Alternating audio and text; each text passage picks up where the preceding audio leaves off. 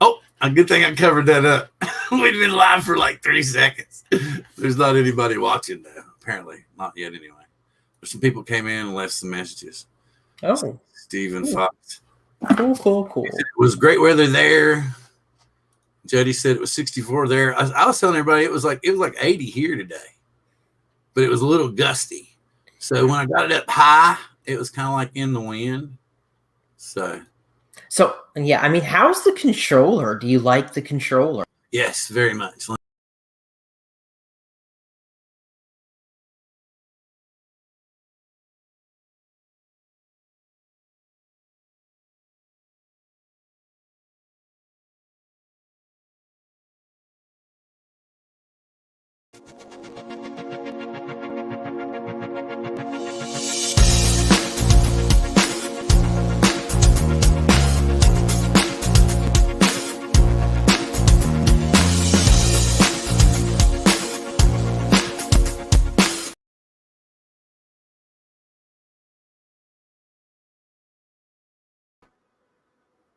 There's me. There's what happened. Hello and welcome everybody to season 4, episode 18.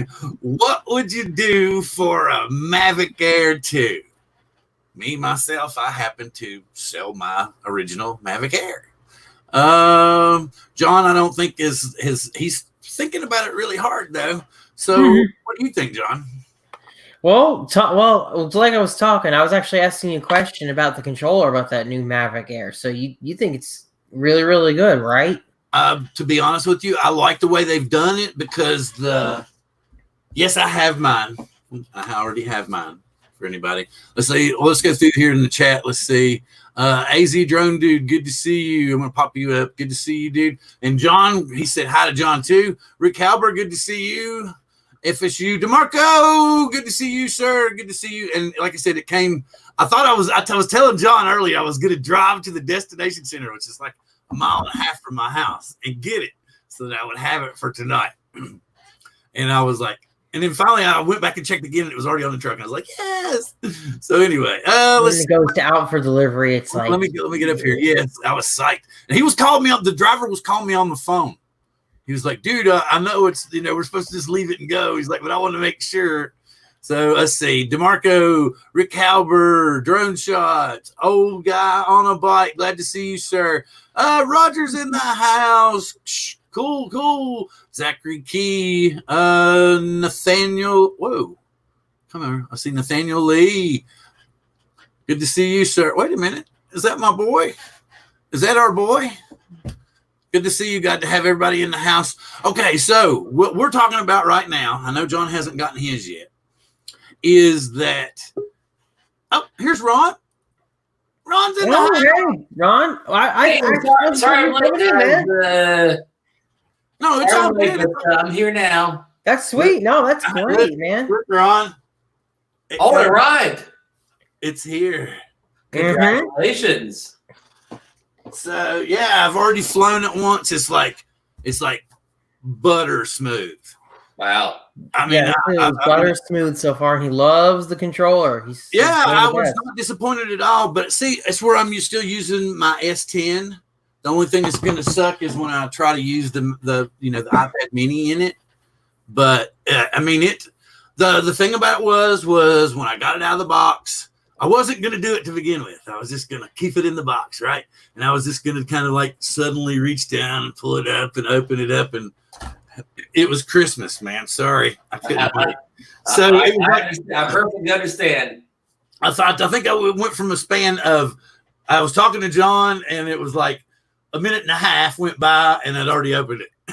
So I got a question for you. So that whole ADSB thing, this is actually something I haven't asked anybody about. Right. Can you actually see? Because I know you live pretty close to an airport, Bill, right? You've even said you can see planes go over real close, right? Right, but I'm only allowed to go up 200 feet.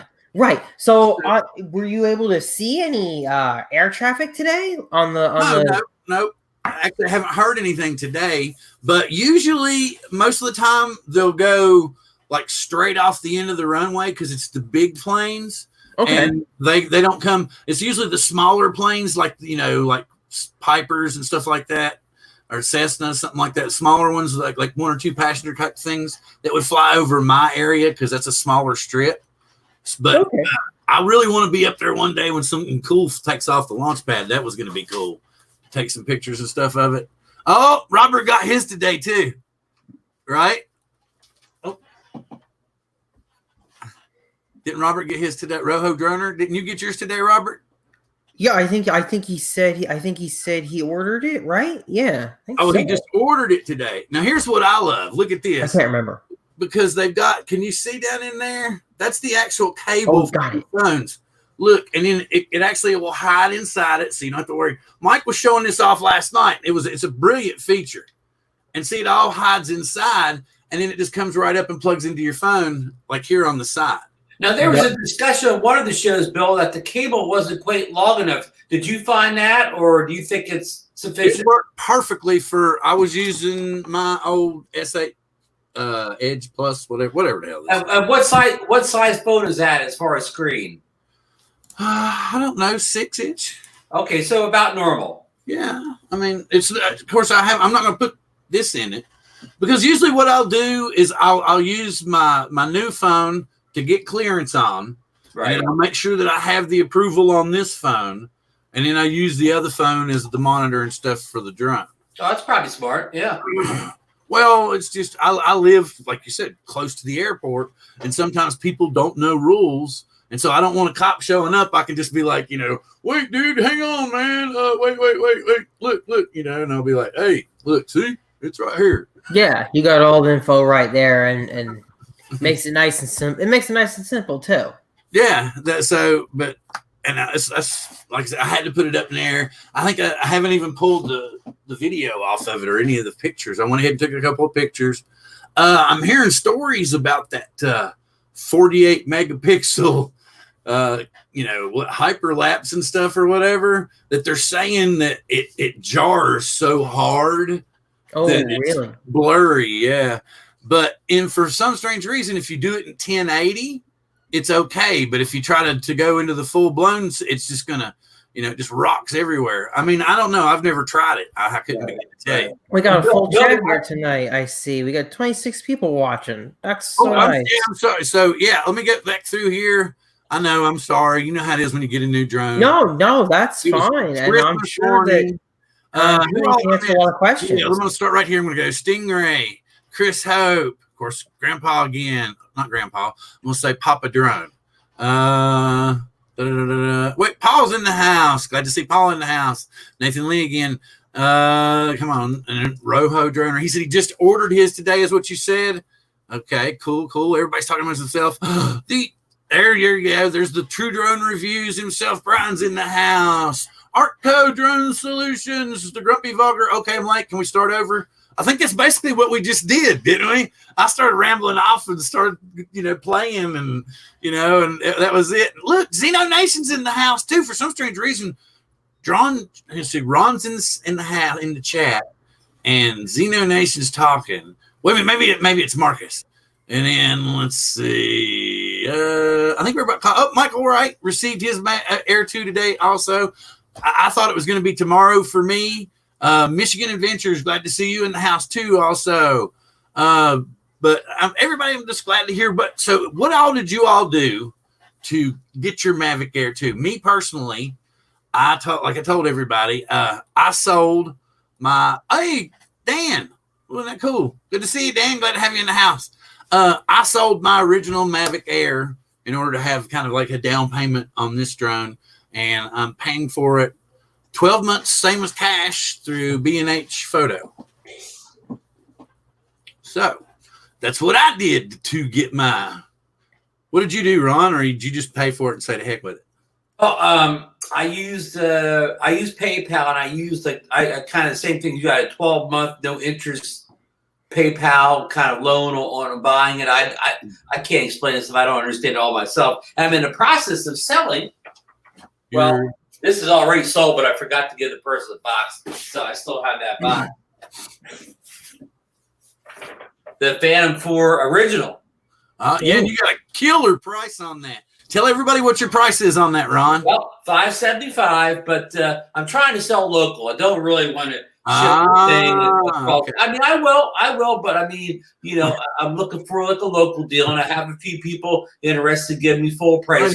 Unfortunately, I've been busy the past couple of days and haven't had a chance to finalize any sales. Do you have your Mavic Air too? I do not. Mine was originally scheduled to come today, but then it got pushed back to Thursday because of the coronavirus. But it's funny, people on like on the West Coast, like you, Marcus, Michael Ray, their time got moved up. You know, they were Thursday, they got moved to Wednesday, and I was Wednesday, I got moved to Thursday. So. Okay, I got 2 comments. We got Ridge Flyer 32. We need clarification. Okay, now guys, do not blurt this comment out, but you need to read it. You need to read it. You need to read it. Where's it? Wait, no, don't take it away. Okay, we need to read this, but stay quiet, people. Do not let the cat out of the bag.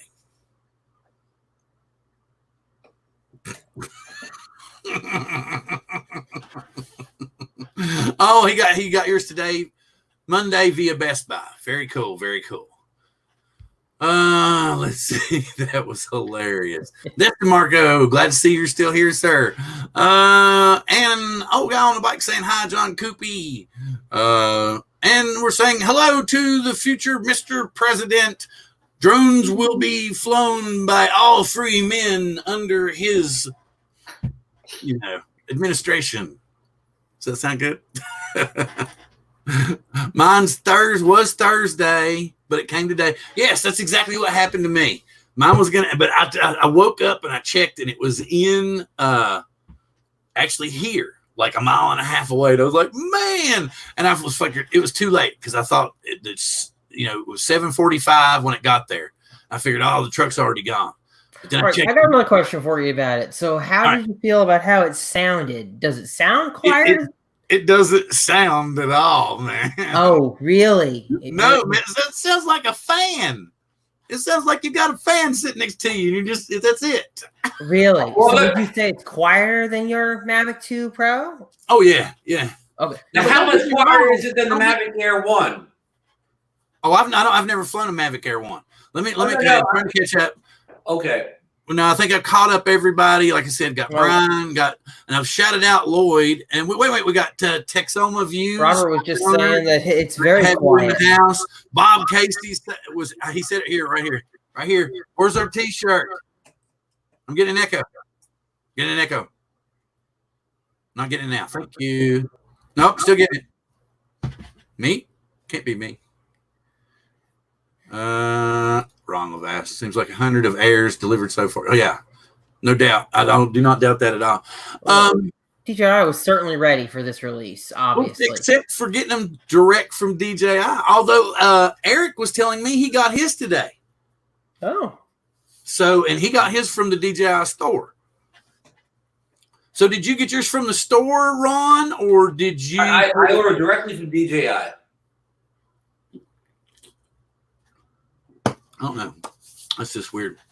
It is kind of weird how, like I say, they store the gimbal pegs in the bottom of the controller. Yeah, I see that. It's kind of neat, and I do like how they'll the cord goes in up here. It's like I said, it's butter smooth. It fits in your hand good. People were saying it reminds you of the smart controller. I mean, it sort of looks like it sort of looks like the shape of the smart controller, just without the screen and much smaller. Yeah, it's very nice. Bill, do you prefer the phone screen on the top or the bottom of your controller? Do you have a preference? I kind of like it on the top this way. I was kind of like, and the thing about it is, of course, I can only fly like straight up above my house, and I got like a 50-yard area I can fly around in. But it just like I was telling John before we came on, it was butter smooth. I mean, now I did fly the Mavic 2 Pro for the first time in probably a year, like a day or two ago, and I didn't realize it had this. It was probably about 2 months ago that it got a huge firmware update. That sounds about right. Yeah, and I mean, and I was shocked at how phenomenally, I mean, excuse me, I had forgotten how good it was before, but it seems like they've really improved on stuff. Yeah, yeah. So Rick Albert's asking a question. So it's, and I think the answer to this is probably yes, unless you have some kind of DJI credit or other stuff going on. That it's better to just get this thing from Best Buy, right? Because at the end of the day, if you got a problem, you can take it back too. Well, yeah, I can send mine back to B&H if I want to. Yeah, or B&H or anywhere. But the thing, like I'm kind of like Ron, but where Ron got it for, through PayPal on time. They gave me, it was, Synchrony Bank. They do like Discover and like a lot of furniture stores and mattress stores and stuff like that. So yeah. Rhino's asking if anybody's tried the goggles yet. No, I have not. What's Art asking? What? And Art did what? Lloyd? Now, speaking of Synchrony Bank, pro tip, watch any of your Synchrony Bank cards. They might have arbitrarily lowered your credit limit for no reason. Oh, so what they're doing that. Some people's credits are being a little lowered. So if you've got something on it, it can be a problem. Well, see, the thing about it is most people will extend beyond 50% of their credit limit. They'll go way overboard. Right. And the percentage rate goes up when you do crap like that. And right. But like what Synchrony Bank is doing is saying, all right, well, you had a $3,000 credit limit. You've got $1,500 on the credit card. We're going to drop your limit to like $2,000. So now suddenly you look really bad. Well, they actually offered to raise my credit limit because I'd already paid off the Mavic Mini. Well, that's good. Well, because like I said, they were happy. They were like, "Oh, sweet, you already paid it off." Really? Ooh, Paul is saying the positive thing about buying from DJI is no shipping and no sales tax. Really, DJI is not collecting? Well, that is not entirely correct. It depends on what state you live in. New Jersey, it was collected. New Jersey. I've heard it's true. I've heard it's true in other states, but New Jersey it was collected, John. Oh, okay. But the free shipping part is true. Oh, see, that's interesting, Ryan, because with as big of a company as DJI is, I was almost sure that they'd be collecting in every state. I guess not. Wrong. That's interesting. Did you see what Ron's talking about? He was upset that he didn't get his 10 kilometers. Yes, can we at least tell talk about it? This is a lot. I'm curious. I'm kind of curious if they would collect that tax on me. How much you believe in fairy tales? Well, did you see what Billy said the other day when he did that initial flight? He got like 15 minutes hammering on it, and that was it. I did not see it. Yeah, it was his initial views or thoughts or something, and he, where he took it up down from his place and went up on top of that parking garage, and he just got on it, man. Because he was flying into the wind in sport mode, and it wouldn't get near 40, but coming back down the way by the river, he got up, like right at 40. Oh, wow, Ron. I have my old New Jersey address still on my DJI account, and it's telling me $52 in tax. Yeah, you see? Lord. And Michael Wright in chat says DJI collects Texas taxes also. So this no taxes just depends on what state. Oh, no taxes here in Missouri. So I guess if I end up buying it, I know where I'm getting it from. But I know I'll report it to the state. Don't worry, because technically. Oh yeah. All his out-of-state purchases. See, DeMarco's saying none there. Paul's saying none in Michigan. Wow, I'm surprised with how big of a company DJI is that they're not automatically collecting it. Look what Ron's saying, that he had seen an airplane icon flashing. That's weird. It would have to have a ADS-B on it, though, wouldn't it? Mm. It would, and that's kind of more like a chipset than I would say just software alone. There's more little doodads involved, I'm pretty sure. 58 cents in DJI credit. Yay. Yeah, look at this. Wisconsin collected. This is like, did you, what are we at now? It's not what did you do to get your Mavic Air 2? It's, did you pay sales tax or not? Yeah, right. Did you pay sales tax? You better get it done now while you can. Well, many times I have actually driven down to Delaware and bought my drone, like my Mavic Air 2 Pro, my Mavic 2 Pro. Sorry, I keep putting air and everything. I drove to Delaware and got it back. Make sure. I later on paid the IRS later on, but I drove to Delaware and got it no tax. Let me see. Yeah, and you know what? Ron, when I lived in Jersey, we would go to Patterson because Patterson has that 2% tax relief, and Micro Center was always great. You go there, everything was 2% sales tax. I will show you. Let's see if it'll focus. Let's see. It's sale. See the tax? 10702. Oh, my God! Wow. They take state tax in Washington. I gotcha. But yeah, Micro Center and Patterson. I used to go there all the time. I used to love that store, Ron. Well, we have a what they call a depressed town around here too. We went and bought our washer and dryer there at the 2%. Yeah, exactly. That's what you got to do, man. But I got a decent memory card, SD card. Which one did you get, Bill? That's a hot topic. Which card did you get?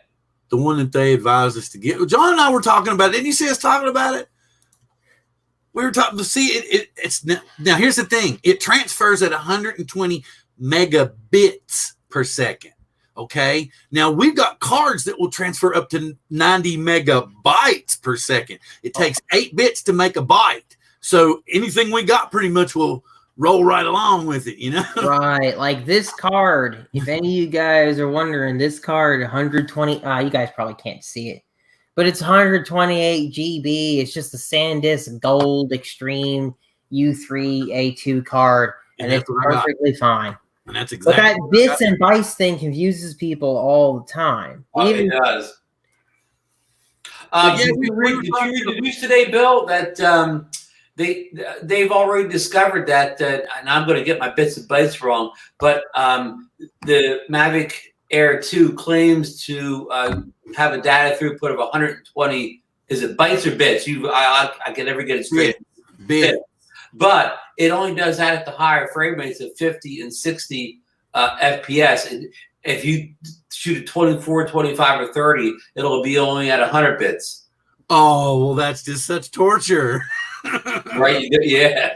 We're still going to get a boatload of data at 100 megabits a second. I was just thinking, could you imagine if the file sizes really were 120 megabytes per second? You would end up with yeah, exactly. The whole hard drive would be full after one flight. Yeah, exactly. You need a much bigger card than this. You'd have to get a wire directly to your computer's oversized external hard drive. Someone said I flew my Mini. Ridge Flyer said I flew my Mini right after I flew the Mavic Air 2 and noticed the plane icon in the Fly app. So what's the plane icon? What are they talking about? To be honest with you, I didn't notice it because I was just. I didn't really look at the video feed. I was just making sure I was basically eyes on the whole time because it was the first flight. Right. Like if I felt I wanted to, how it is when you first fly one, especially, you want to feel how it is. Because the first thing I did was I took it off the pad. I flew up maybe 15 feet high. Just kind of rocked it around a little bit to see how it felt with the controller. And then, it felt like rock solid. And I just took off. And it literally, when I got up in the air, it set pretty good. But then towards the end of the battery, that first battery, it seemed like it drifted. And I was discussing this with John. The only thing I did to begin with was I calibrated the compass. It didn't ask me to calibrate the compass. It didn't ask me to calibrate the IMU. But the whole point is it's come all the way from China over here. And I should have done that first time anyway. So I think what it was I need to calibrate the IMU. So I think I'm going to do that the next time. But I love it. I do. I mean, I was going to say, I agree with you. It's always best practice to calibrate any drone that travels a long distance, especially being shipped from China. That's the first thing I always do. IMU, compass, all that good stuff. Yeah, it's like I said, that was because I didn't notice any issues till the end of the battery. And so, like I said, we'll calibrate the IMU and see how it goes from there. Well, what was your flight time like, Bill? Yeah, how was your first flight I time? only ran it to 37%. Because I just remember what Mikey was talking about last night. And I'm sorry, I will get back to the chat in just a minute. You all call stuff out if I miss it and everything, so we'll make sure we get everything. But remember when Mikey was saying last night that who was it that Lauren was saying don't use the brick to begin with, or use the charging. Don't use a hub to begin with. Yeah, go ahead and charge all three of them separately, and then you're okay to charge that. Well, it tells you in the instruction booklet that you need to do that to wake them up from their state. So, basically what you got to do is hook them up to that plug until you see it start flashing, and then you can stick it on the hub.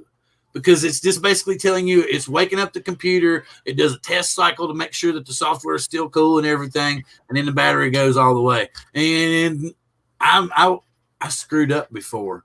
Remember when I got the Mavic Mini at Christmas time? Well, they mailed me a card for my refresh, and I forgot to do anything. Oh, so I blew like $75 for the Mavic Mini, and it has no refresh care on it. So, I'll just be careful. Yeah, no, I would make sure I did this one right.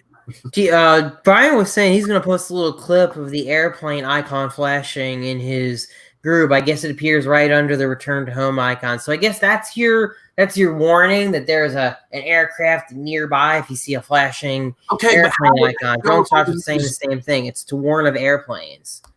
Does it have? How does the Mavic? He's saying that was on the Mavic original, the classic. Oh, I don't know then. So yeah, I don't have any airplane icon original. And wait a minute. So you were using the Mavic Pro on the Fly app, or it was showing up on the Go 4 app? I think he meant the Mavic. I don't know. Just ask him. I have no idea. Yeah, you got me going. Those cards fill up fast. Mavic Pro 1. Well, I usually empty mine now. I don't fly long enough. I need to probably do 2 or 3. What'd you say? What did he say? He said Mavic Pro 1. So, okay, and which you were using the Fly? Were you using the Fly app or the Go 4 app? Yes, Kid Dono did crash his Mavic Air 2 into a building. I'm going to go check drone still flies. He dented up this whole front quarter up here. This sensor. It didn't. I don't think the camera and everything's fine, but he did a lot of damage to this plastic right up here. What happened to his obstacle avoidance, Bill? I have no idea. I didn't. Okay. I just saw the picture on Twitter. Yeah, I haven't seen it. So I don't know for sure. I get that, but okay, never mind.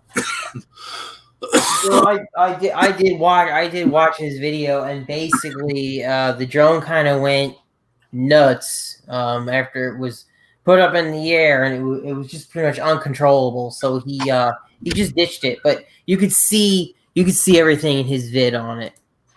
Mm. I'm trying to find Brian's video now because he just said he put it up.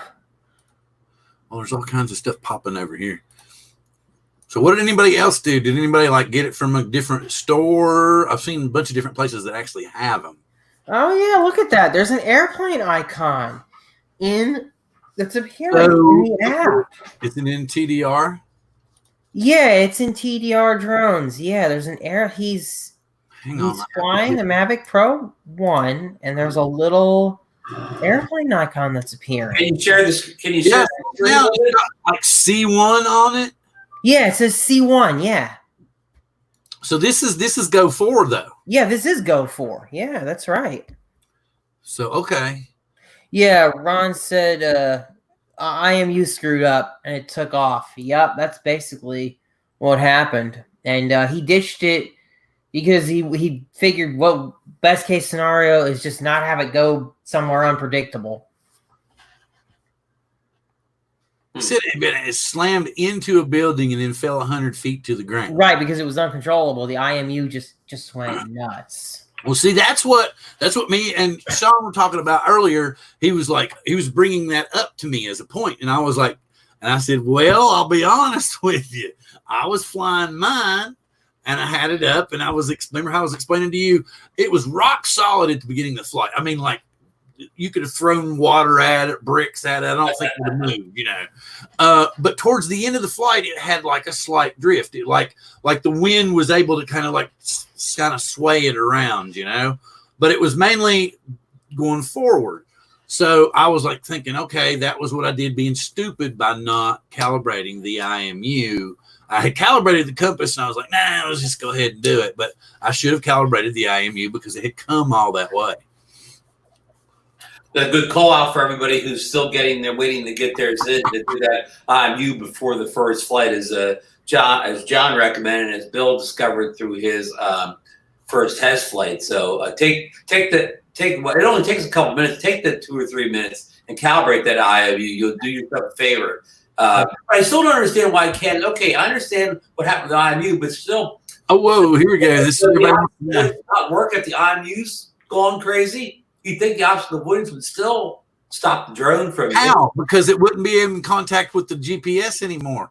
It had like a scrambled signal coming in, so it's kind of more like if you're up above 30 meters, the optical flow doesn't work anymore. Correct. So then you're dependent upon that GPS connection and holding you in position.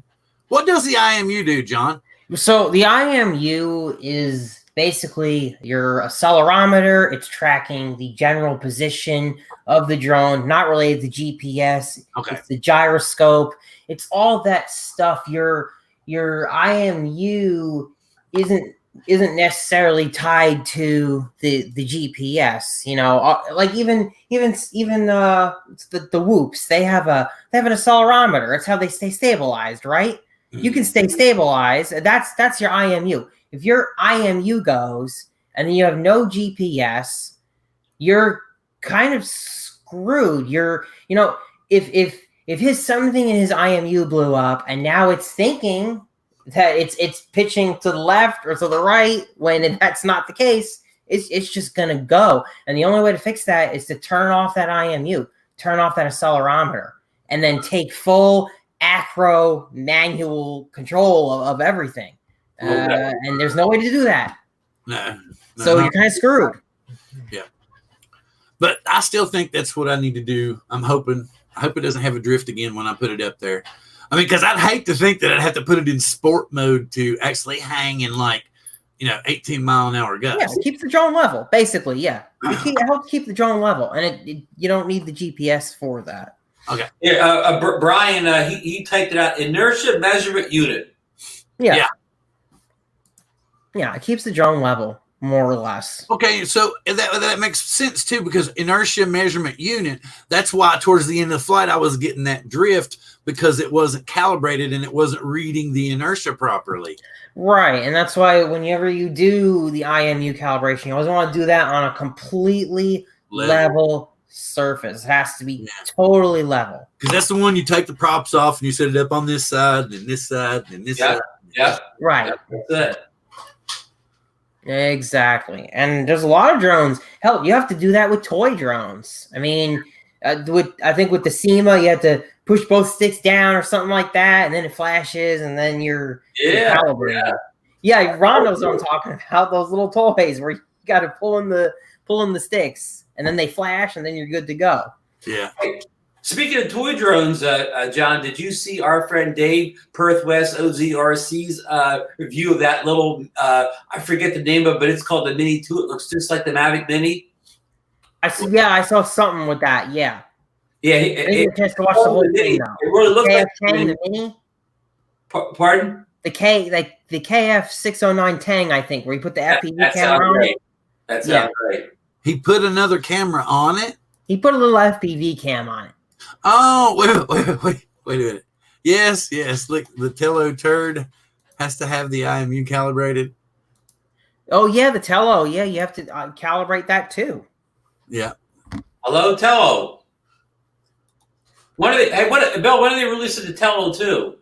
I have no idea. I mean, you hear so many things now. Remember Remember towards the end of last year, we were thinking DJI was never going to put out another drone. And then we got the Mini and we were like, that's all we're going to get for another 3 years. Yeah. And we saw the leaks to the Air 2. And it was like, oh, and then all at once, everybody, it's like the wheels came off the bus. Everybody's like, we're going to get the Mavic 3 Pro. We're going to get the Mavic 3 Zoom. They're going to jam it into one drone. It's going to be the Mavic 3 Pro Zoom. And that big Patrice came out. No, I think we'll still probably see another drone this year. They released that big Patrice too just last week. That's a beast, man. Yeah, that big boy. Beast. The Tele. Wait a minute. Here we go. Sorry, I'm gonna come back to you, Rich Flyer. Don't worry. Tele 2. Yeah, come with the Phantom 5. Did you get yours yet? Marcus asked me if they install. Oh, yeah, that's a good question. Is Marcus still in here? Or did Marcus should come in here? Has Marcus been in here at all? All right, Marcus. I haven't seen him. Ron's going to remember this. Torture. Ron's waiting for the Spark 2. Oh, well. DJI they refused to give a 2 to everything, so they just called it a Mini this time. I'm going to get my black Sharpie out, and this will be the Spark 2. And just up for a higher rate. He's on Facebook. Oh, Mark is on Facebook. Okay. Could they do that? Could they add that in just in a firmware update? I would think that there would have to be extra hardware involved, wouldn't there? I believe so. I believe you're right. And this is Intel that they're going to put the ADSB. Or is it no, he was talking about, he said Marcus asked him if when Brian sent the Mavic Pro Classic in to work on it, if they installed ADSB on it. Well, could you imagine if they did? And for people who don't know, Brian had trouble with, I believe, his camera on his Mavic Pro 1 Classic, and he sent it into DJI for repair. And that's how we got to this point where we're discussing whether they added ADSB when it was in for repairs. If they did that, but we have the world's greatest scoop, don't we, Bill? Yeah. Who was it earlier that was mentioning? Let's see. Just relaxing now. He's chilling out. Had a hard dad campaign today. Just remember, vote for the Guppy Vogger for president, and everybody gets to fly their drones. Yay! Thank you. This wasn't paid for by his campaign committee. It was just me wanting to say that. Ron says he'll take it. Empty box. Yeah, he'll take it, Rod. He'll take it. It's right here. Empty box and all. Oh yeah. I'll do an unboxing. It actually has some stuff in it here. Oh wait, what's he gonna do? It's got the nice piece of foam. Another nice piece of foam. This case is pretty nice. Wait until you see this. Hold on here. You can tell this is heavy here. It has all these books in it. Yeah. Oh, yeah. So that bag looks really nice. I got one like this. Look. The ink's already faded. It's just digital on. It has some of the plastic things in here. This thing's loaded. There you go. I was gonna say, so the bag looks good. It looks nice. Everything came in the bag. That's what I did know. Except the extra props. And I was like, wow. And the drone fits in here really, really nice. There's actually cut foam inside. The filters. Oh, yeah. How do you feel about the gimbal guard or clip? A lot of people say it's difficult to get on and off correctly. Yeah, that's why I asked. I want to know what your opinion is on that. It's not hard to get on and off. You just have to reteach yourself. Because you don't have you know how they used to have that complex latch before? Now you actually just kind of squeeze on the plastic a little bit and it pops right loose. You know what? My Mavic Pro 1. Did you say squeeze, Bill? Yeah, look here. I'll show you. Hang on. See, you can see right here. It's still all one piece. You come right here. Wait, right up in here, and then you squeeze. Poof, and it's. I mean, that simple, but it's all one piece now. And then the latch is just kind of built on the inside, and when you squeeze on it, it lets loose. Yeah, let me show you what I've got for my Mavic Pro 1. It's actually pretty similar. It's actually really similar to that. I think it's a better one than the one that came with it. So I'm already pretty much used to that. So you see what I got here? The same thing. You do a little bit of a squeeze, and then it comes right off. And I've actually got little teeth to hold the camera in, so it's not just jangling around. So I'm very much used to that already. Yeah. I hated the original one. I always thought it was a big hassle. And I was going to break it. Like the original Mavic Air, it had this kind of complex latch to it. Yeah, that sounds a little. No, wait. He said. I think that's a thing for my Mavic Pro, and I think somebody said to me for review the same cap you have there, a cover. But did you see what he said? He said he thinks it's a little tight. Yeah, maybe. I feel like my wife when she comes back from the store and she has a Coach bag. Look, honey. Somebody did call a little man bag. I got it. It does in a way. It was a steal. It does kind of in a way, and you know that, and compared to say this passes more as like a camera bag. I mean, this looks more like a camera bag. That does look like a little man purse. Yeah. But the Spark bag looked like a little man bag too, right? Yeah, it sure did. Yep. It was very similar to that. Very, very similar. Yeah. But no, that so you would say this is like, you know, a lot of people don't like the DJI bags, but this one, Bill, it seemed like this really one was the perfect bag. It was designed for the drone. Mm-hmm. Before they kept trying to appeal to people saying, okay, well, you can use this bag for your camera gear if you don't want to take the drone out. But this time they actually designed the bag around the drone, which I like. That's very good. Ooh. Indigo Rhino, I don't think there's a chance in hell of it. But I do wish that they would allow some way to take more manual control of the drone for emergency situations where, yeah, you know, there are some people who, if they could have put their drone into acro, they might have been able to fly out of it. Like Ken Dono? It is an example of a situation where he might have been able to get out of that. The 22nd, Bill, the 22nd of May is when they will start shipping. I got the email already. Okay, good information. So that's the new Mavic Air 2 case from GPC. Hey, Ron Levesque has a question. He said, what's the cheapest 64-bit phone that will work with the DJI Fly app? Ron probably would know the answer to that better than any of us. I don't, because obviously that's going to be the answer. I have no idea, man. John, do you have an idea what the cheapest 64-bit phone that would actually run DJI Fly? No, I have no idea. I could tell you probably the cheapest Apple phone that would work with it would be that iPhone 8. Good point. But man, this is built. This little drone is built like the Spark.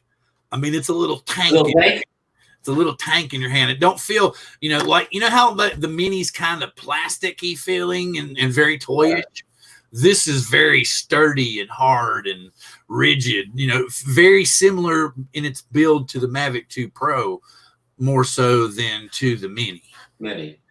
Bill, you had the filters up on the screen. Can I ask a question about the filters? Yeah. Have you tried to put them on yet? Do they look difficult to put on? Because I find the Mavic 2 Pro filters a little bit fussy to get on and off. I probably don't do it enough. I haven't got a lot of memory. Who are you using? Who are you using? Freewell, Polar Pro? I use the Polar Pro for the Mavic 2 Pro. They gave you a tool. Mine's up here somewhere. I'm not going to. I have the tool, and it still doesn't see. I usually can get them on well, but I can't get them off well, I think is my problem. But anyhow, is the Mavic Air 2 easy, harder, the same? I've only flown it once, and that was with auto, and auto. Dr. Auto. Yeah, and that was all the way. Yes, the Spark is definitely a tank.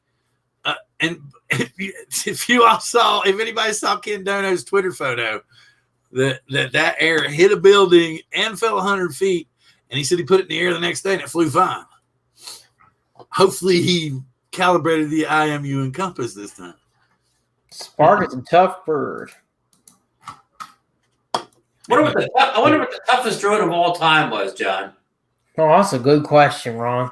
I mean, it could be toy. It could be toy. It could be high end. Anything. Wonder what the most tank like drone ever is. That's a real good one, man. I had my Bugs 3 drop hard from the air, pretty high up, and really didn't get a scratch on it, except the top popped off. Just snapped it right back on again. Oh yeah. It depends on how you crash those. Those plastic arms. If you hit them in the wrong way, though, they'll snap right. And I came down here to a grass field. I'll tell you something funny. That video I was telling you about Billy's first impressions. My comment was on it. Y'all have heard me say this before. Is this the last consumer drone DJI will ever make? And then I told him, of course, good job, everything, cool to see. And he didn't say anything, but somebody else goes, until the Mavic 3 Pro. So I was like, yeah, okay, I got you. But I was like, I don't know. Will we see another one this year? Yes, I'd like to see a Tello too. But what kind of upgrade? Is it going to be like, what is it, the Micro Drone 4.0? Is it going to be like they're going to have a miniature gimbal? What else are they going to be able to do for a drone that size? Yeah, I mean, do you think that if they did come up with a Tello 2, it would be a kind of a bigger, more expensive sequel rather than staying with the original $100 price point? And okay, well, this one was $130. So let's figure the most they could go up to on a new Tello would be like $150 and still keep this crowd, enticed. Because for what this cost, the original $99, this is a great little drone. And with what is it, Tello FPV or whatever? What's that app called? It's Dave Perth West OZRC's favorite app. He does reviews of that app all the time. FPV or whatever. What's it called? It's something like that. He's actually the guy that does the programming is in the Coast to Coast Drones Tello group. And anyway, he's always posting stuff, and he's got some kind of like masking GPS now that you can use through his app that will actually, you got return to home and everything on this little drone now. Yeah, honestly, the Tello is absolutely something DJI could update.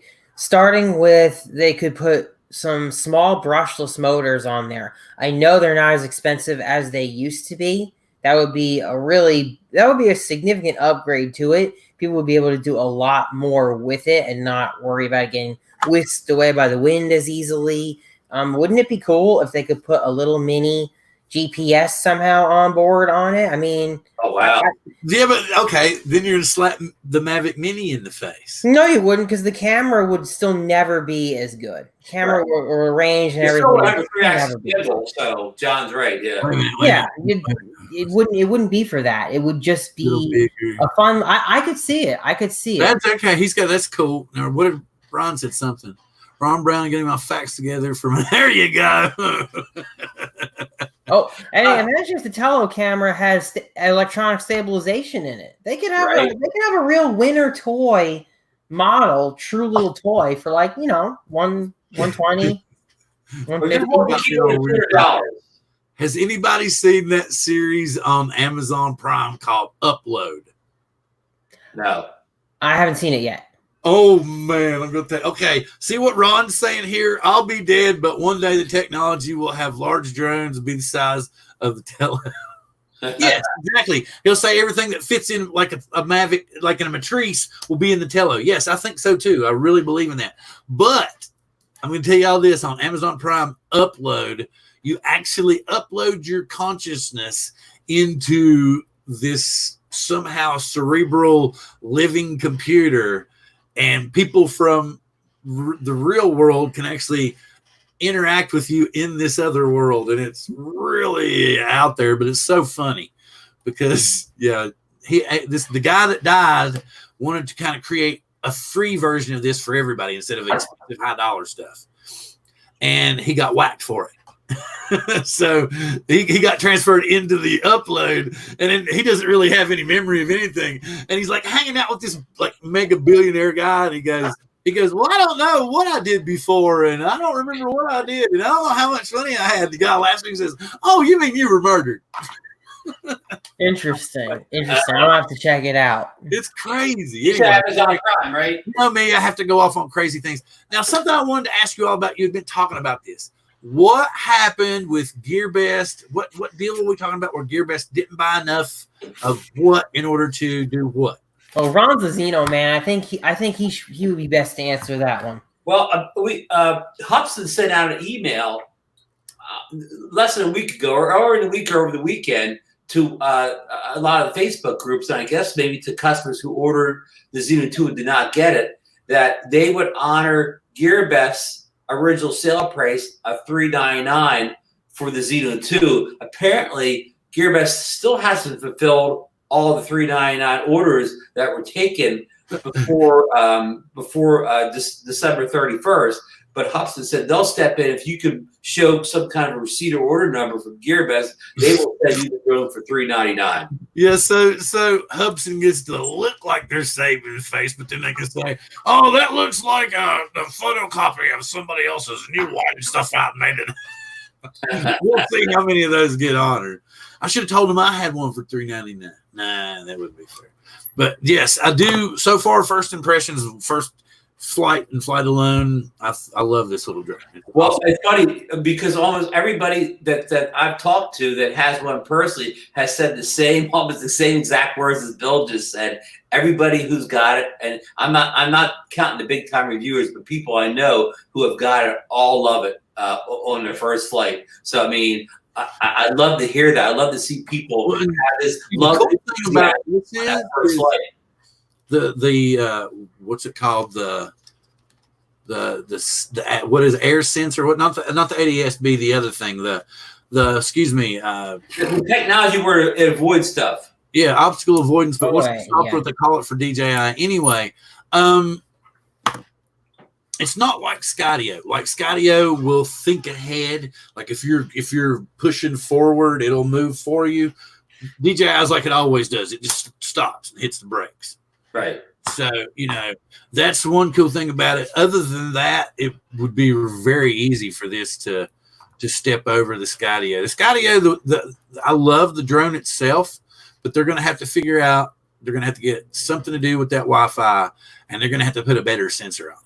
It's got the programming that's in it is more than capable to track people, to do stuff, but they need to put a better sensor on it. And I don't know if it's just going to be, if the AI is going to overload the ability to put a better camera on it, and that's what they had to settle for, or what.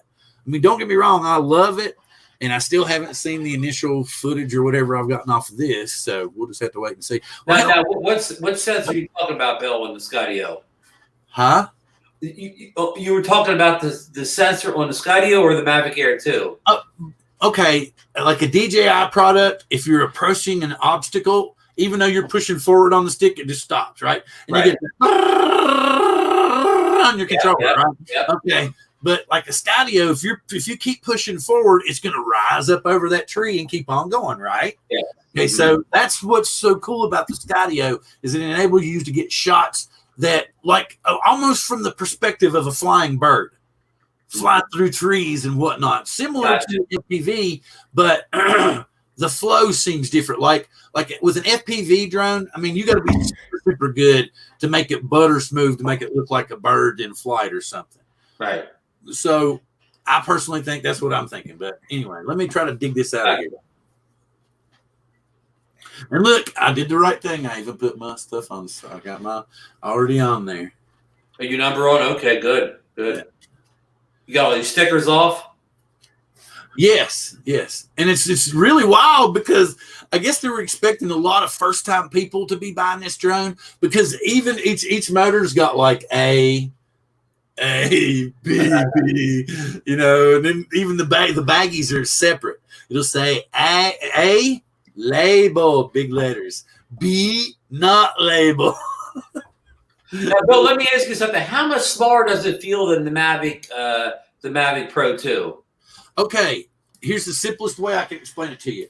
It's about a half an inch shorter than the original Mavic Air. Okay. I mean, longer, just a half an inch longer than the original Mavic Air. You fold it out, it's going to be probably, its footprint's bigger than the original Mavic Air.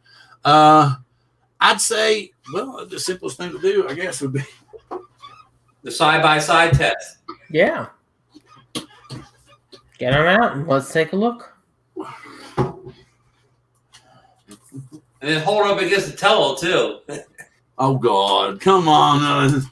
Oh yeah, no, get it all out. You got to compare the towel too. You got to compare it all. Okay, so here we got. Okay. There's an obvious size difference. Oh, there is. Yeah, even when you had the other angle, you could see that. It's considerably smaller. I'm wondering how close this is to an original Mavic. Is a Mavic 2 Pro a lot bigger than an original Mavic? I don't think so. I don't know. Okay. It's hard to tell from just looking at this, right? Mm. I had them both at one time, and it was bigger, but not considerably bigger. Not as big as. Not the difference between their two drones and Bill's hands. For all the ladies that just came in the room, you'll stick around for a while. We'll be talking about more things getting bigger. I just thought it was funny because I was like, yeah, does it look bigger? What do you think? Is it bigger? What are all these guys doing? They keep saying they're comparing something if it's bigger or not. Well, who knows what happens next with the Mavic series? it may get bigger. It may get a little bigger. It may not get big at all, but whatever happens, we're totally prepared.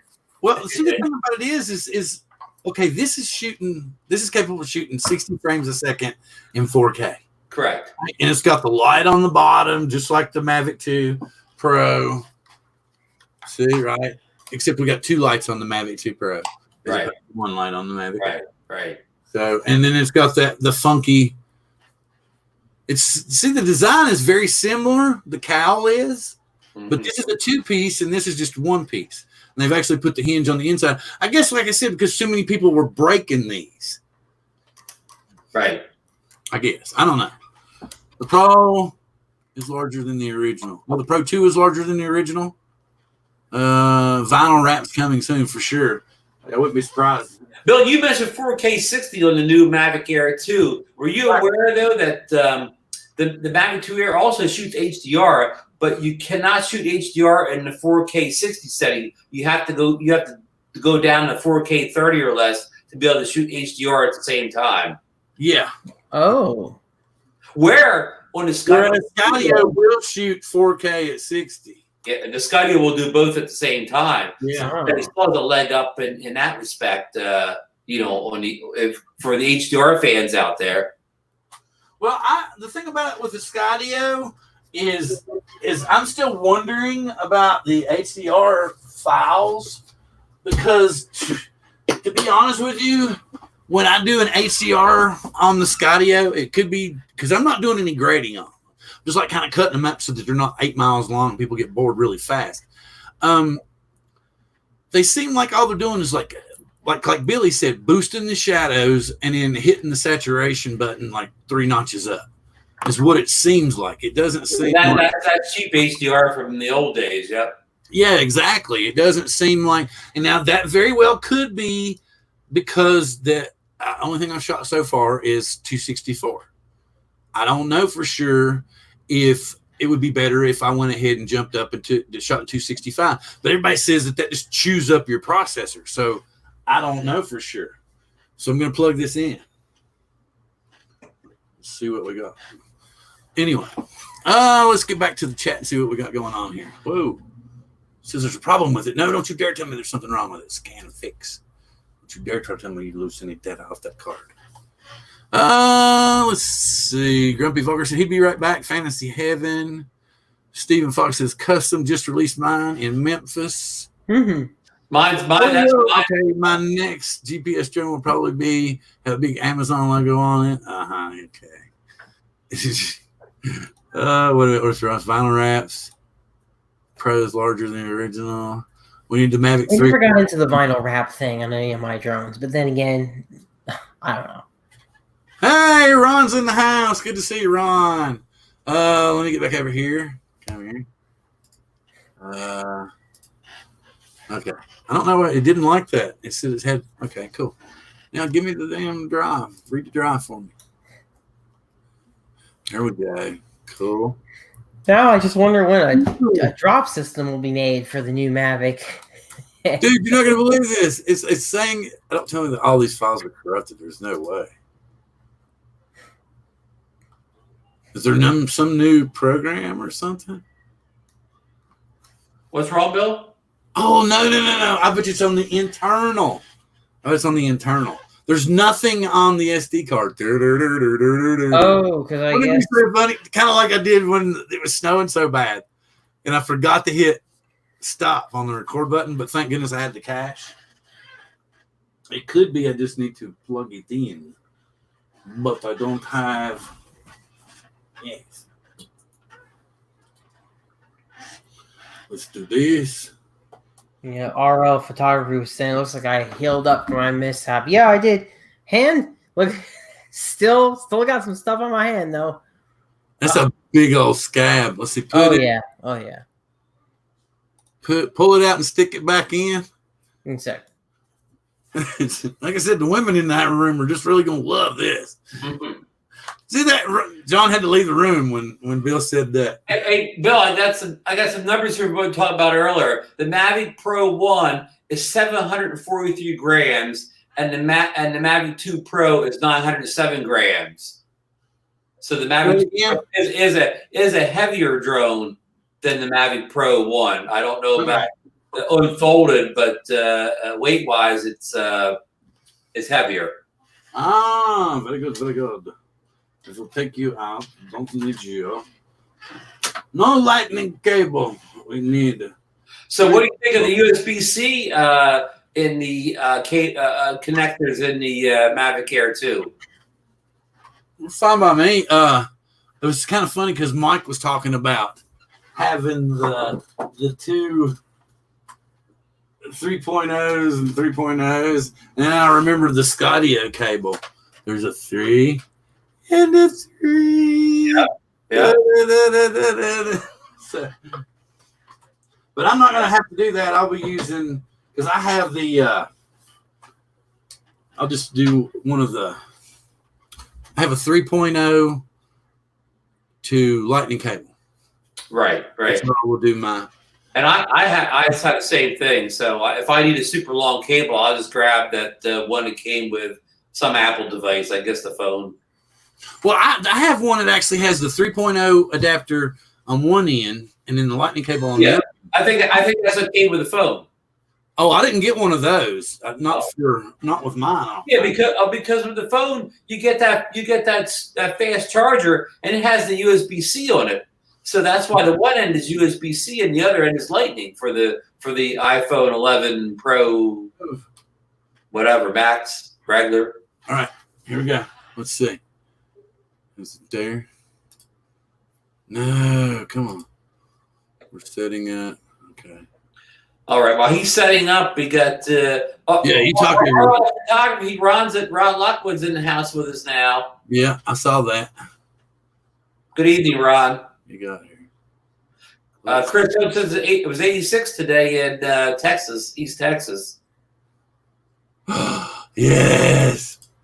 There they are. Hello. They were on the drone. Ooh, wow. Holy cow. Let me see this. This John's cat's here. John's cat's here. Hi, cat. How you doing, kitty? We'll call him the drone cat. Let's see. 86 there? Wow, man. Chris was in the 90s the other day in East Texas.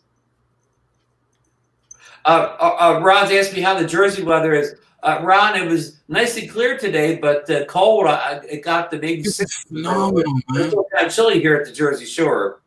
I used that smart feature, guys, for a picture.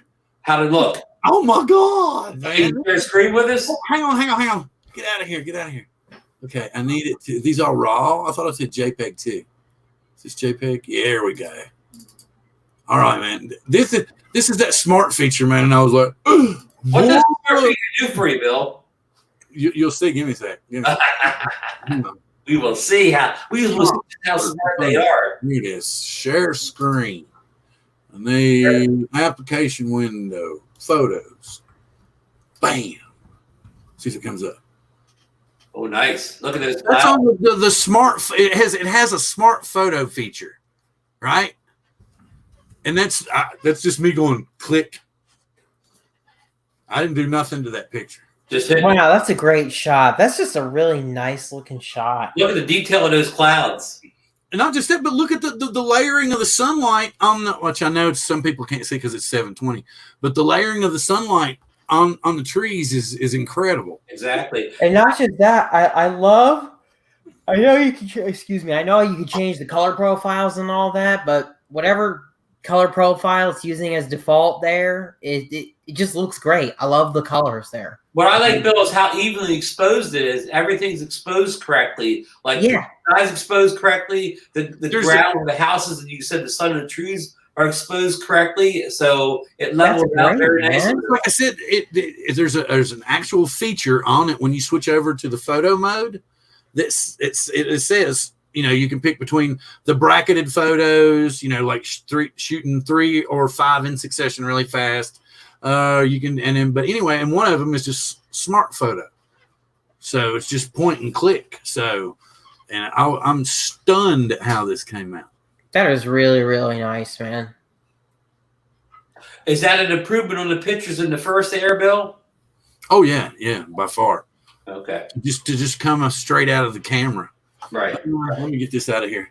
Let me see. Stop sharing. I need to pull these files in. So it's like Stephen Fox is with us. He may have been with us earlier. He says that's awesome. I thought it was pretty good too. That's a great shot, man. Well, I'm trying to I want to get the video pulled in because there was an HDR file. And Ron Lockwood Photography says, I'm getting some amazing results lately with Luminar 4. Holy cow, man. This HDR is unreal. You got HDR up now? Lowering? Wow. Hang on. Let me see if I can get this. Is that like the same shot with HDR? Yes. Okay. Very similar. Give us a comparison. Yeah. So it sounds like we have a good little camera bird here, Bill. Well, it looks to me like it's a phenomenal bird, period. Let's see. Here we go. Yeah. Let's see if it'll come up for us. Okay, so this is the probably about 15, 20 seconds of HDR. Okay. Nice. Look how blue the skies are. Yeah, it sucks because of the 720.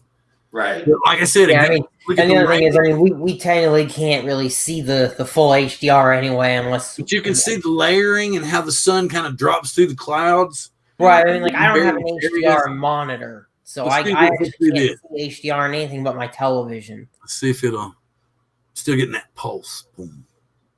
Boom. Right there, the shadows just kind of went away with whatever you did. Well, I've got it paused for a second. Okay. And then I'll let go of it again. When you pause it, improves the shadows. It's unreal, man. Well, I mean, just looking at the video. But the HDR is night and day different from the Skydio. So I will try 265 and see It looks just the picture alone looks beautiful to me on auto. I mean, yeah, it's just a beautiful shot. Absolutely stunned. And I actually love this drone. Okay, how many people in the chat that can still hear us will have the Air 2 by next Wednesday? Ron, you should have yours by then, right? Mine should be here tomorrow. Okay, so what I want to do, that's what I had mentioned to the guys, we're going to have our second round table. So I want to get everybody, as many people as we possibly can in here that have the Air 2, that are interested in the Air 2. And so between now and then, and no, I'm not trying to end the show. I'm just trying to end the Air portion of the show. We can ramble on it, whatever and whatnot. But what I want to do is we can talk about hidden features, issues like you've heard us all bringing up so far, what's fantastic, what needs work, what don't we like about the controller, what do we like about the controller. And so that's what we'll do next week, and we'll kind of put together one episode of what everybody wants from DJI for the Mavic Pro or the Mavic 3 Pro. So that would be something like that, and it would kind of be an offshoot of this. So that would be our second drone table, and we want to get as many people as we possibly can in here for that. Of course, the week after that, we'll have our third. That's right. That's our third version of Support Your Local Drone channel. So we'll be trying to get everybody as much recognition and stuff as possible between now and then. So anything new in the world of Xeno and Femi, Ron? Well, there's still rumors that the Femi will start shipping on the 15th, which I believe is this Friday or so. Again, that's all rumor. Now the Xeno, it got an update recently via the app update where it has a pre-flight checklist screen, just like you get in the DJI drones before you take off, where it tells you, if you need to calibrate compass and if everything's good to go. Very, very similar to a DJI drone before you fly. So that was a nice addition. And they've also a representative from Hubson who sent that email out about them honoring the GearBest 399 price, also said, I think it was in the comments, not in the letter, that he said expect a big firmware update in the next 2 weeks for the Hubson Xeno 2, maybe to fix some of the continuing bugs and issues that we still have. So who was it that was having the lottery for the Femi? Was that Banggood or GearBest? Banggood. That was Banggood. Where 1,000 people got it for only $299, and so they've already been notified.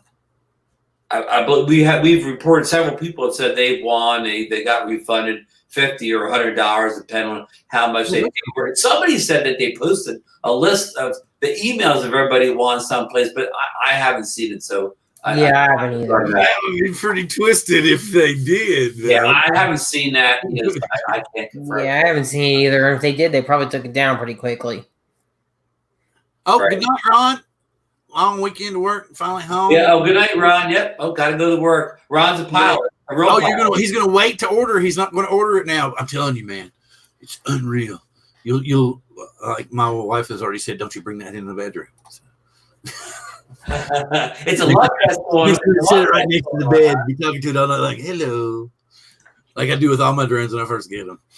Oh, he's saying hello and hello. Chris is saying good night, sleep well. Me. What is me doing? Me? I'm lost. Me? I think he's saying that he's gonna get his really soon. Okay, so he's saying he's gonna have his by next week. Yeah, right, next week. Like if you find the hidden features, by all means make your video first. But then please come here and share with us and tell us about all the hidden features, or if you had an issue with the gimbal, if you had an issue with the IMU, because that was what. I'm glad this brings me back to it. Sean and I were talking earlier, and he was talking about where DJI kind of cut back on things and tried to put a lot of stuff in this little drone, is where we don't have the dual IMU. We just got the single IMU. So he was trying to say that if that one IMU was to go bad, that you wouldn't have any fail safe. But I don't know. What do you all think? Well, that's when they could throw in John Cuppi's acro button. If that IMU goes bad, you just switch that acro button in. You bring it back like a true pilot, right, John? Absolutely. Yep. If your accelerometer goes, bring it back manual. What would happen if the IMU went bad? It would just fall out of the sky, basically, right? I mean, yeah. I mean, if it can't level itself, and there's no way to override that, depending on how bad the failure is, it's either gonna pretty much just send it off in one direction, or it's just the situation won't be good. So now everybody's gonna be going, But like I said, I think it was my issue where I didn't calibrate it. So I feel like IMU failure is a pretty rare thing. I mean, I've flown plenty of drones before that their IMUs don't just randomly fail. So, but if you need rock solid 100% reliability, then obviously having two of them. Yes, for you sure. Can't beat having two of them. And that was the point that he brought up, saying that the original Mavic Air was better because it had the dual IMU system, even though its connection was through Wi-Fi. Now, that's the thing. I don't regret selling my Mavic Air because we all know that as drones get older, not only does the drone and the components age, but so do the batteries, and it's more difficult to be able to fly them further into their lifespan. Right. So if you can get rid of it and get some money out of it, that's one thing. But if you want to keep it as a collectible, then you're going to have to really keep up on your battery maintenance and stuff, and make sure it doesn't, just sit for 8 months and pile on 10 tons of dust and whatever. So I mean, that's what I got thinking about when Ron was saying. Yeah, sure. I mean, at this point, that's why I'm kind of considering letting go of my Mavic Pro 1. I've had it for like 3 years now. I'm not really using it as often anymore. And then I'll put that toward maybe the Mavic Air 2, maybe those DJI goggles. I mean, if I could sell it, I would be happy to do that, I think, at this point. But, and this is talking about something when it comes to selling drones, I don't know if it's just me that feels this way, but like it can be hard to it can be a little hard to let go of your drones, right? You know what I mean? Yeah. Sometimes it was kind of difficult for me, but like I want to go back to this. It was like Ron brought this point up that I've got drones sitting up here that I haven't flown in. I couldn't tell you for sure, and I know the Cheerson I do fly from time to time, just because it's a gimmicky little drone and I feel like it. The Bugs 3, I probably haven't flown it, but maybe 2 times since I rolled it down that tree back there. And but you know what? How many dollars loss are you getting on the Bugs 3 every year compared to some of these Mavics? I mean, that's one way to look at it. And at this point, if I keep this thing is an old dinosaur. I could flip this. Probably get 400 or 500 for it locally, something like that. Especially because remember, I got the bag, the 2 batteries. I've got other accessories, the car charger. I've got that drop system too that I drop the toilet paper with. So if I were to get like 400 for this locally, that would be a bang deal. And but at the same time, I've had this drone for a hell of a long time now. I've captured some pretty awesome moments with this thing, and I don't know. We'll see what happens. At the end of the day, it's all technology, and unfortunately, it doesn't last forever. That's the sad thing. It doesn't last forever. Yeah, and like Ron said, at least while it still has some life in it, I gave it to a 15-year-old who was obviously intelligent, who will be able to update firmware and everything on his own with no issues, no problems whatsoever. So it's going to get flown a lot more than I would fly. So at least that way I'm being fair to the drone in that manner, I guess you would say. Right. So I'm glad that I did it. I'm the same way as Bill. I saw my Mavic 1, I had the Mavic 2, wasn't flying the Mavic 1 anymore. Instead of letting the batteries, like Bill said, go bad and everything, I sold it to a guy that was going to use it for wedding photography or whatever. So here, the drone not only went to somebody else, but somebody else that was going to use it to make a living with it or whatever, that maybe couldn't afford a Mavic 2 to do that. But they were very happy to get the Mavic 1 in good shape with a couple batteries and extra accessories like John has.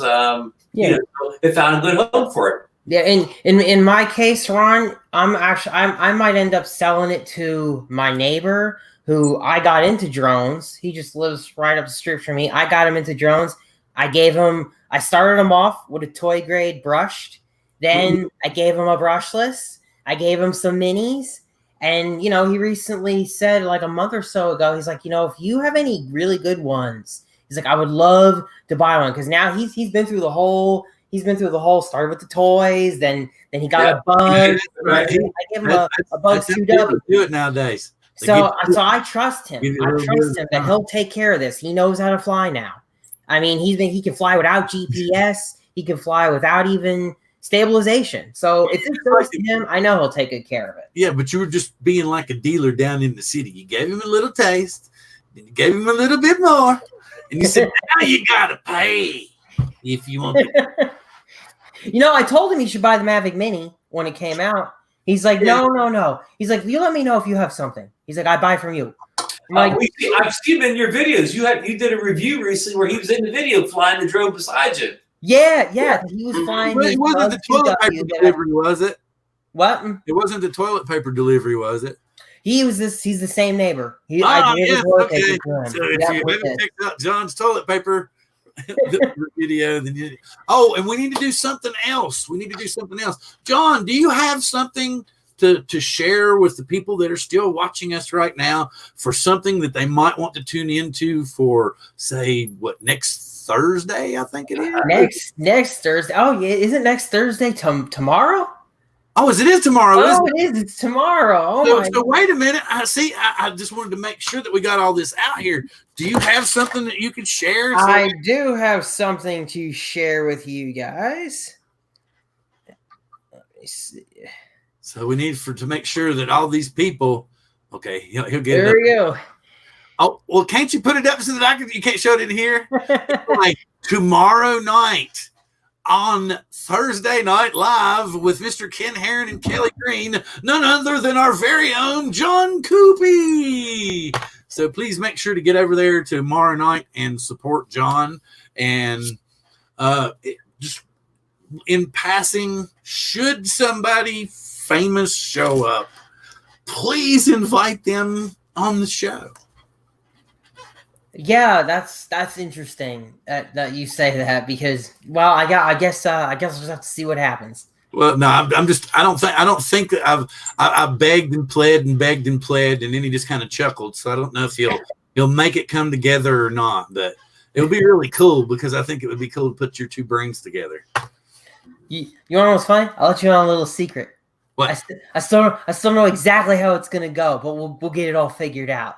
Oh no, you would now here's what's crazy. Next week he'll probably want to have a rehearsal about this time to get you ready for the show on Thursday. So when he starts, he's like, "Hey John, can you come?" You'll be like, "All right." So you tell us, here you go. I'm going to go rehearse on the real drone show, and I'll be back in a minute. But yeah.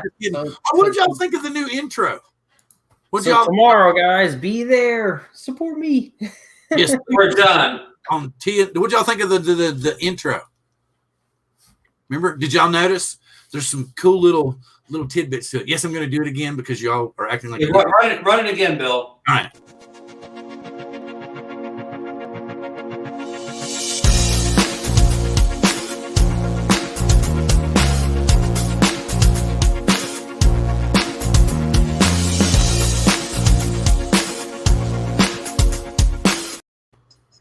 You see, it says UAV Unity gases, and then it talks about how the community settings are really high on drone therapy.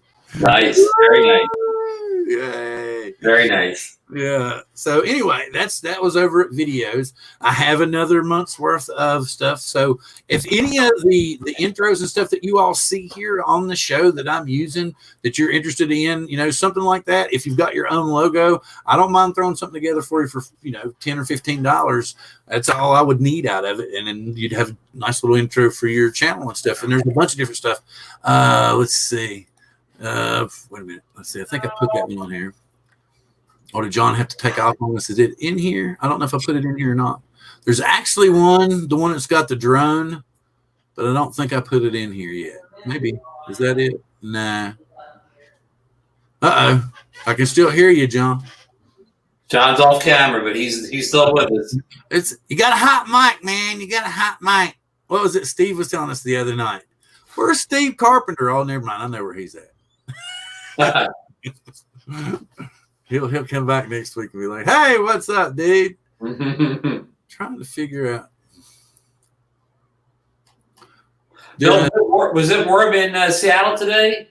Actually, we got up to about 80 degrees today. Oh, nice. Right now, it's only 62 though. Kind of cooled off. Chilling down, huh? Yeah, it's kind of cool down. But it was a good day to fly.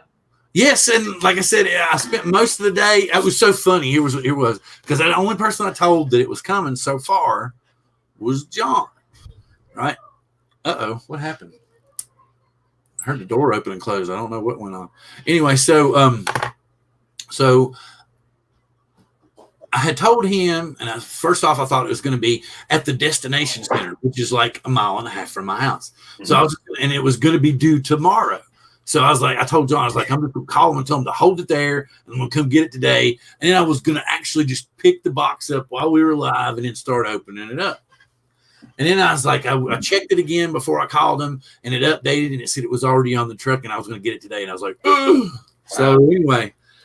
I don't know how many mail carriers are getting annoyed by crazy drone guys that are like, let me have my package. Yes. Because but this was really cool from this guy, the FedEx guy. So anyway, and then I was coming today, right? And so I send John back a message, and I'm like, okay, it's coming today. It's on the truck and everything. And he's like, okay. Yeah, cool. And then it shows up, right? And I'm telling him, and I really literally have it sitting here. And I'm like, okay, dude, I'm gonna keep it, and I'm gonna wait till it's live tonight, and then I'm gonna open it on the show like nothing's going on. And then literally it lasted all of about 3 minutes. And I was like,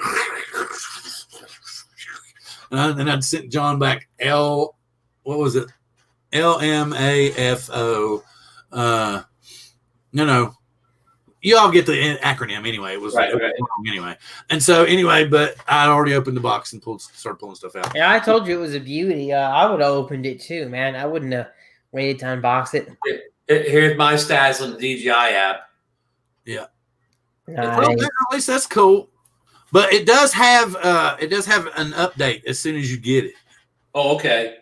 10:30 a.m. Ron. It's better be there to sign for it. Man, Ron gonna wake up. But wait a minute. I think it's contactless delivery now with the coronavirus. Oh yeah, that's here's right. They're not doing that anymore. That's another cool thing. The FedEx driver, right? He comes. We got a little chair sitting out so that you can set stuff down for deliveries and stuff and everything. So contactless.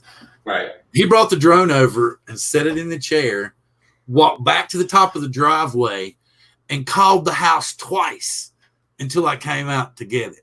Cool. He said, I know this is contactless.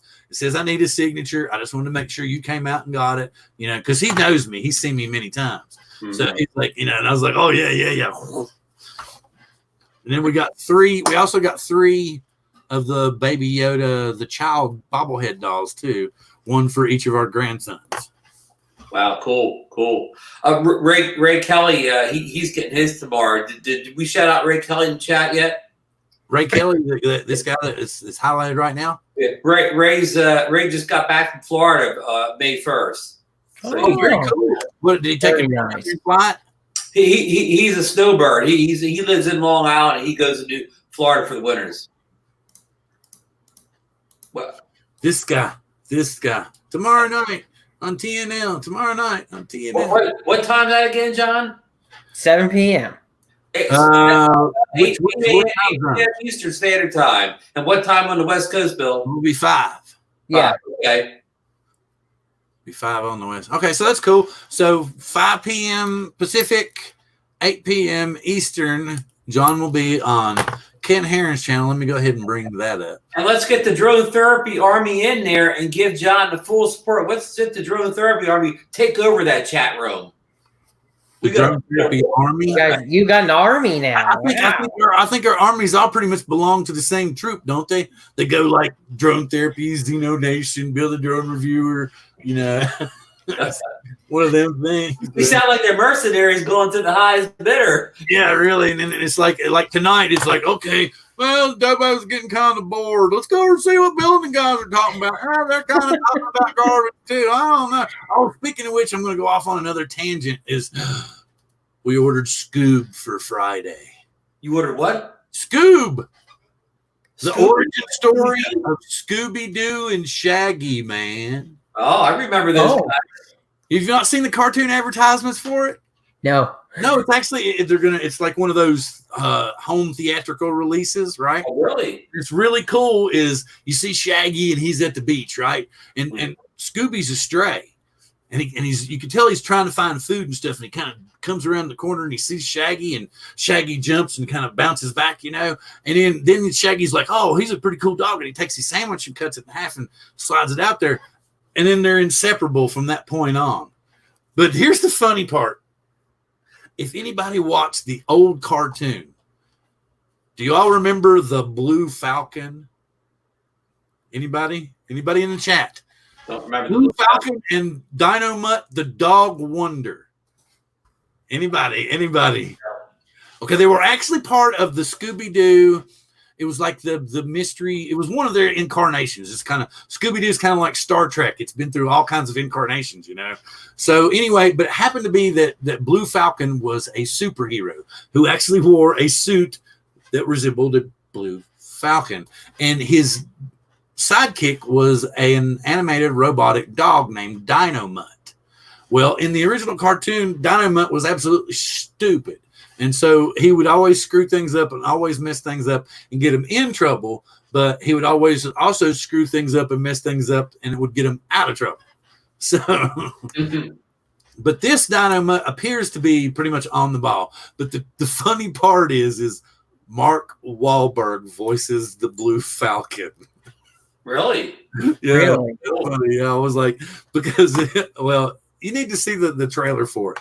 But yeah, I think it's going to be very cool. We're getting it for, of course, me, the biggest kid in the house, all our clients, and it's a feature length animated movie. Okay, gotcha. Yes. Okay. Let me see. I wonder if would I get in trouble if I showed it?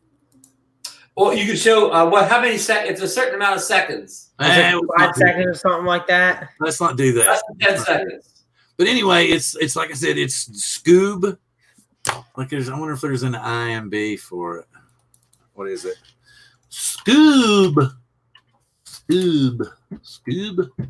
Yes, watch Scoob. Here we go. I can put the link in. It's just called Scoob Movie. Copy. Is this it? Yeah. Oh, okay. I can do this. I can do this. Let's see if I can do this. Let's go here. Here you go. Ain't that a trippy? But yeah, and so you can actually buy it in your home through your streaming portals. Like we got it through Vudu, the what is it, Walmart one. So that's how we got it. And actually, if you buy it before Friday, so today or tomorrow from Vudu, they give you a $3 credit upon getting it on Friday. Nice. So basically, I think it's because we got the UHD version, which is they went up. They used to be like $20, now they're $25. So basically, we'll get it for the normal $19.99 that we thought we were going to pay for. That looks familiar on. Yeah, he was talking about his entry date. I think everybody else is kind of like, well, man, they're kind of winding down. So what's new in the world of FPV, John, before we all go to sleep? Oh, man. I had my Armatan Tadpole death roll twice. I've got a dead motor now, and then I put a brand new motor on. That motor won't turn. Everything's just going to hell over here for me in FPV lately. You want to see the death rolls? I'll put the death rolls up. Let's see them. That would be cool. Yeah, I'll put the death rolls up here. Let me see if I can share the browser here. Yeah. Application window here. Yeah, it lets you share a lot more than it used to. Yeah, let me see if I can share Chrome tab. Okay, Greg, we're just kind of we're at the point of the show where we get old, and John's like, all the old guys aren't. Somebody give them their medicine. Hey, people that are talkative here. Are your ears burning? They've probably been burning for a good 45 minutes. All right, I guess this tab's up. Things. You should not have said them stuff. You have to go back and look, but you wouldn't believe what Ron said. All right, so here's the death rolls. All right, here we go. Whoa. Oh, yeah, I'll do a replay on that one. So the motor is seized? Well, to tell you the truth, I didn't know what caused this first death roll. It just sort of happened, and then I said, all right, I'll try flying it again. I flew 2 or 3 more flights, and it was perfectly fine. Then I had this flight, and everything was pretty cool. Or it looked like it was cool. Okay. And then it decided to spaz, and when it went out this time, it was the end of it. Oh wow! You'll see it spin out again. Oh, and you're getting a lot. Oh, okay. Yeah, I think so. All that static is because I forgot to unlock the video transmitter before I went to the car. 3D here, didn't you? So I was stuck on 25 milliwatts. Oh, Yeah, I forgot to unlock it. I didn't know you'd paused it. You went into 3D mode. I was like, okay. There you go. And that's that one is the one where I couldn't spin the motor anymore. And it was broken. And now, after all this work I did to replace to put the new motor on this thing, it won't spin. Wow. Here, you can see. This is the video that I sent to Armatan support. It is stiff as can be. It will not. That's brand new. That's the spare one. So I'm like, I don't know what the hell is going on. Armatan, though, is actually being pretty cool. They said, look, it's been 3 months since you bought this thing, and we don't expect you to know that a spare part that you bought is broken. So we're going to go ahead and make an exception and send you out a new motor so that you can replace it. Well, that's nice of them. Yeah, but like you said, it's super stiff, man. Yeah, and that's the spare one. That's the spare one on there, just so you guys know. After those 2 death rolls, which I still don't know why. I still don't know why these death rolls happened. It could be a problem with the flight controller. It could be that the motor is seizing. You know, I asked Armatan because these motors, they're so small, right? I mean, look at that. Look at how small that little brushless motor is, right? I asked him, I said, you know, are these more prone to having issues because of their size? And he actually said that he's heard that some motors are a little more clickier than others, and especially, you know, because of the small size, this can be an issue.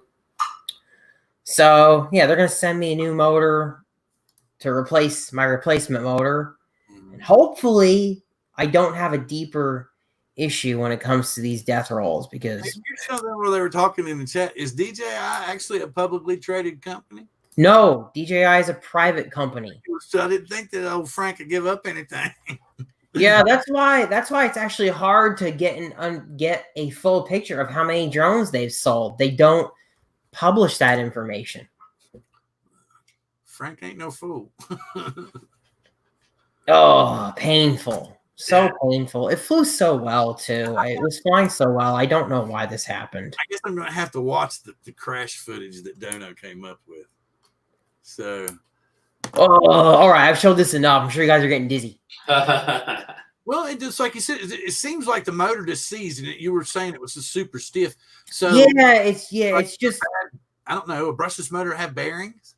Yeah, they have bearings. Yeah, absolutely. But the question is, what? Well, the new motor definitely has a problem with it, that it just won't let it turn, and just to turn it with my hand is stiff. It was stiff before I even powered the drone on.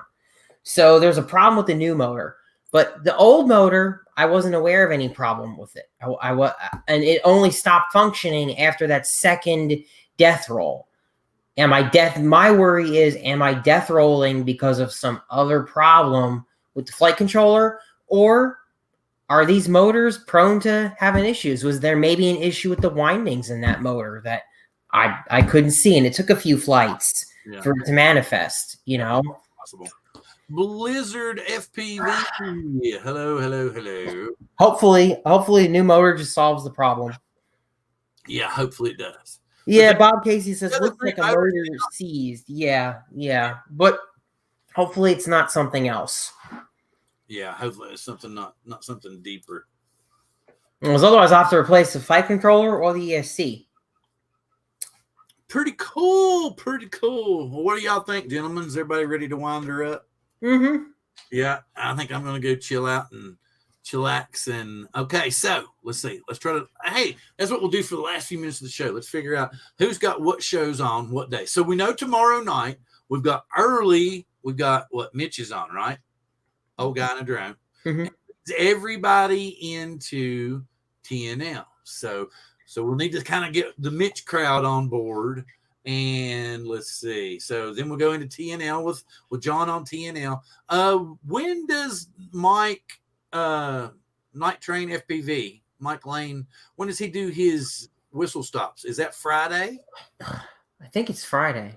Okay, and I also know that Matt, what is it, northwest or whatever, northeast, northeast does that Saturday morning late night thing because he's in Australia. Right. So everything is on later Friday night. So Jim is over there. And then we got Sunday. We got those guys. Who else we got on Sunday? We got every morning Canadian Drone Hub. Yes, everyone I think everyone here knows them though. Every morning, start your coffee off. I've said this a bazillion times. Start your coffee morning off with Canadian Drone Hub for a little drone talk, and you never know what they're going to come up with. And Val may even throw a pickle at you. So, and I'll be totally honest, Roger does appear now a lot during the evenings, but I don't know his evening schedule. Right. It's always kind of changing. He was actually going to be scaling back from YouTube, and after he completed his, what was it? I think 3 years he's been doing it, something like that. He hasn't stopped. Yeah, he was going to scale back. we like to pester him about that. We thought you were going to be scaling back on YouTube. I like to joke. I tell him, Roger's going 24 hours a day, 7 days a week on YouTube, I hear. I think he just goes to the store, comes home and says, what am I going to do? Get on YouTube. That's what I'll do. So, but anyway, so when they go to Monday nights, we've got Xeno Nation, right? What else do we have on Monday nights? Lloyd the Grumpy Flogger comes on an hour before us. Lloyd comes on early, so you need to go watch him and Mel talk about stuff. Oh, my God, I'm sorry, Mel. We forgot Mel on Sunday nights, 400 AGL. Oz by Drone is on Friday before Matt Grumpy Vlogger says. Okay, so yes, but what time does Mel come on Sundays? I believe like at I don't know, like 5 or 6 my time, something like that. Where's that? Because there's this thing that I found that I actually can do. Is it this one? Let me see. Yeah, remember I showed you all earlier. Let's see if I can upload it real fast so I would bullshit for a second. Where's it at? Yeah. Okay, everybody's like in a daze here. Yeah. Oh no, I was looking at the chat. Okay, Mel's on at 6. And then so that means he's on the East Coast, he's on at 9, Rick's telling us. Okay, and then on Monday nights we got Lloyd coming on early. And then after that is Xeno Nation on Mondays. Then on Tuesdays we got Bill, the drone reviewer, with Rotor Talk Live. And then Ron rolls out of there and goes to Philly and Ron Live. Excuse me. It's a wild show. And then on Wednesdays, early, we have the Phantom Flight 101 version of.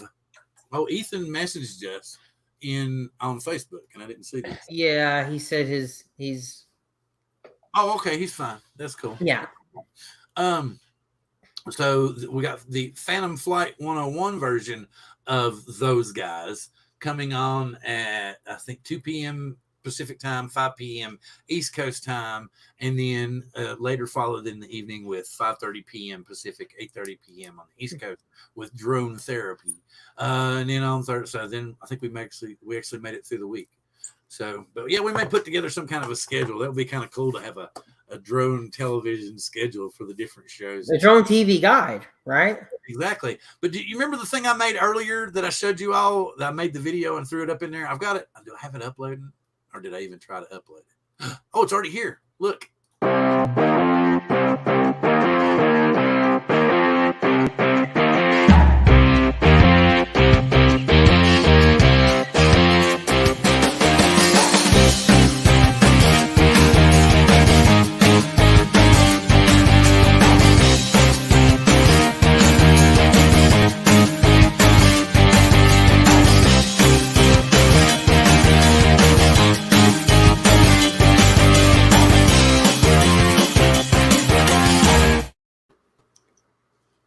And we lost 4 people when I started it. I guess they didn't like it very much. They're like, oh, that just sucks, man. That's terrible.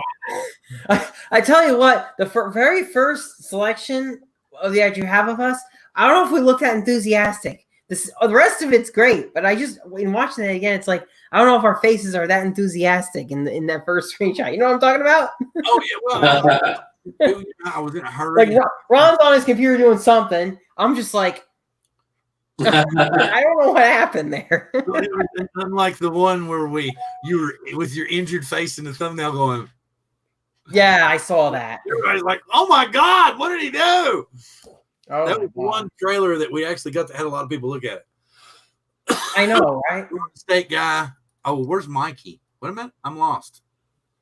Yeah. Perfect setup, John. Ron, the straight guy. Mikey, the funny guy. Okay, have you been on Philly's show and I just missed it? Maybe, I don't know. I'm confused. What, me? No, I'm trying to figure out what Bob is talking about here. Was it something that, because I don't think you've ever been on there. Anyway, I need a TV guide for you. Yeah, that's what I was saying.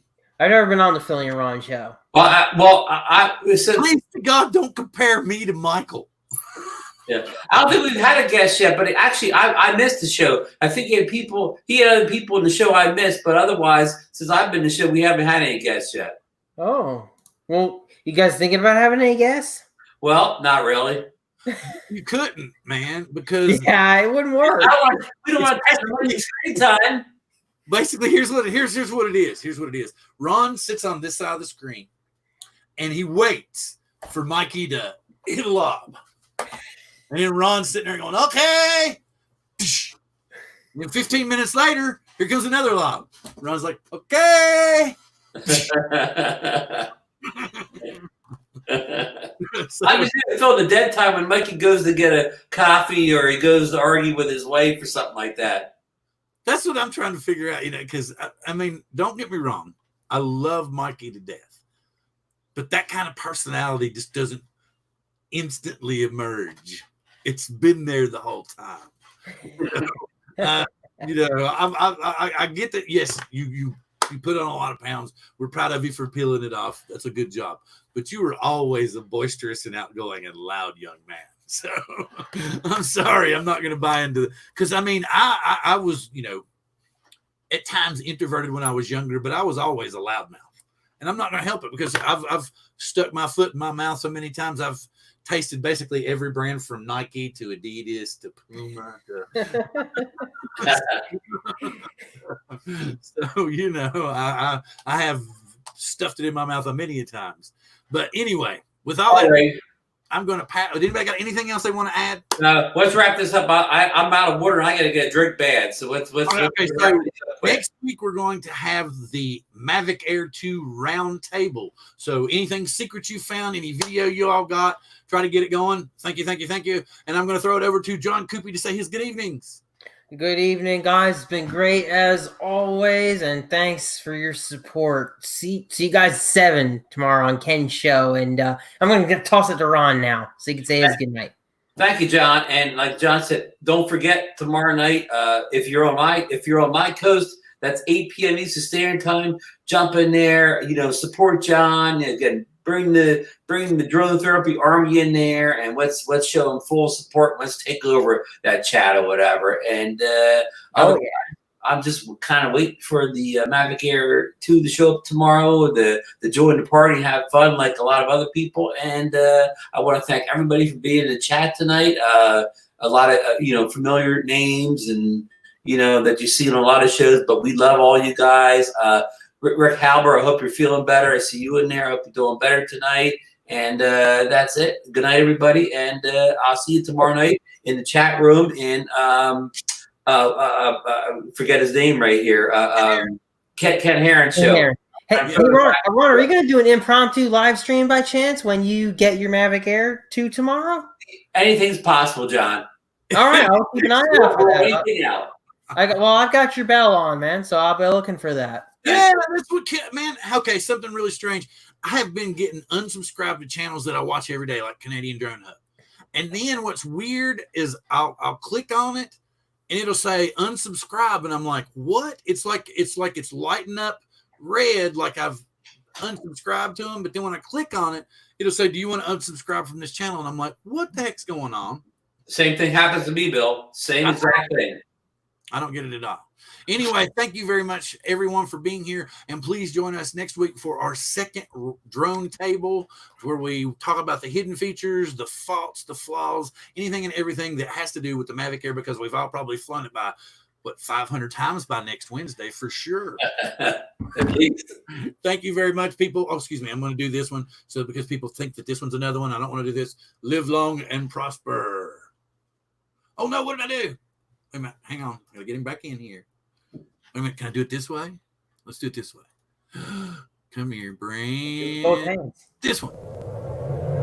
Wrong one. This one. Not that one. What do you do? Hang on. This one.